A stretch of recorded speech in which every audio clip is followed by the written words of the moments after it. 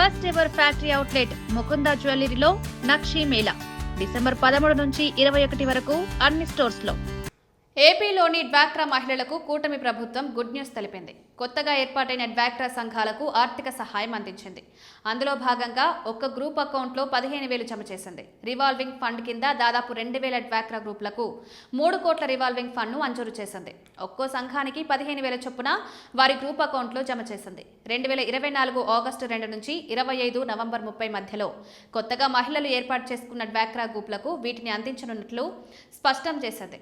డ్వాక్రా గ్రూప్ సభ్యులు ఈ 15,000 రివాల్వింగ్ ఫండ్ను తిరిగి చెల్లించాల్సిన అవసరం ఉండదు. గ్రూప్ అకౌంట్లో డబ్బులుండడం వల్ల వారి సంఘం నిధి పెరుగుతుంది. అంతేకాకుండా బ్యాంకులు వారికి త్వరగా రుణాలు ఇవ్వడానికి వీలుపడుతుంది. అకౌంట్లో డబ్బులుండడం వల్ల ఎక్కువ మొత్తంలో డ్వాక్రా మహిళలు లోన్ పొందవచ్చు.